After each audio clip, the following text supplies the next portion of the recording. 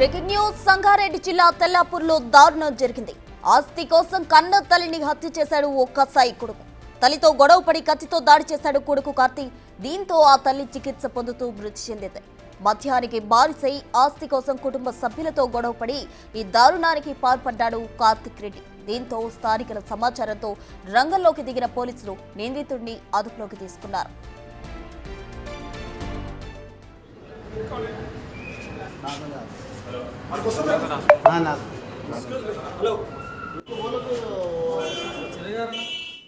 ఆస్తి కోసం కన్న తల్లిని హత్య చేసిన ఘటన మెదక్లో చోటు చేసుకుంది. సంగారెడ్డి జిల్లా తెల్లాపూర్లో ఈ దారుణం జరిగింది. ఆస్తి కోసం కన్న తల్లిని సైతం హత్య చేయడానికి వెనకాడలేదు కొడుకు. దీనికి సంబంధించి పూర్తి వివరాలు అందించేందుకు మా ప్రతినిధి దుర్గారెడ్డి మెదక్ నుండి సిద్ధంగా ఉన్నారు. దుర్గారెడ్డి, చెప్పండి, ఆ తల్లి ట్రీట్మెంట్ తీసుకుంటూ కూడా చనిపోయిన పరిస్థితి, అసలు ఆ కొడుకుకి సంబంధించి స్థానికులు ఏమంటున్నారు? ప్రస్తుతం మన తెల్లాపూర్ పోలీస్ స్టేషన్ పరిధిలో మాత్రం దారుణం చోటు చేసుకుందని చెప్పవచ్చు. కన్న తల్లిని, కనిపించిన తల్లిని ఆ తర్వాత ఆస్తి పంచివారని చెప్పి మద్యానికి బానిసైన కొడుకు కార్తిక్ రెడ్డి మాత్రము 8 చోట్ల కత్తితో విచక్షణ రహితంగా మద్యం మత్తులో మాత్రం పొడిచి హత్య చేసే ప్రయత్నం చేశాడు. స్థానికులు అదేవిధంగా కుటుంబ సభ్యులు గమనించి ఆమెను మాత్రము ఆ తల్లిని, ఆ రాధిక 52 సంవత్సరాలు ఉన్న తల్లిని కాపాడే ప్రయత్నం చేసి ఆసుపత్రికి తరలించారు.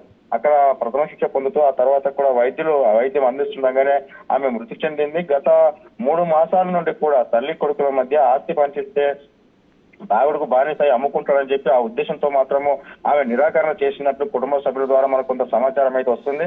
ఆ తర్వాత కూడా ఇప్పుడు పడితే అప్పుడు మద్యం తాగి ఆ తర్వాత ఇంట్లో గొడవలు సృష్టించడం, ఆ తర్వాత ఇరుగు పొరుగుతో మాటలు తేవడం, ఇవన్నిటి కూడా భరించలేని తల్లి కూడా మందలించడం, ఆ తర్వాత ఆస్తి ఇప్పుడు పంచివ్వను అని చెప్పడంతో ఈ యొక్క అగాత్యానికి పాల్పడ్డట్టు తెలుస్తుంది. ఆ తర్వాత కూడా ఇతను తల్లి ఖచ్చితంగా పొడిచిన తర్వాత నేరుగా పోలీస్ స్టేషన్కి వెళ్ళి లొంగిపోయాడా, లేకుంటే ఆ స్థానికుల సమాచారం మేరకు వచ్చి లొంగిపోయారని పోలీసులు మాత్రం విచారణ అయితే వేగవంతం చేస్తున్నారు.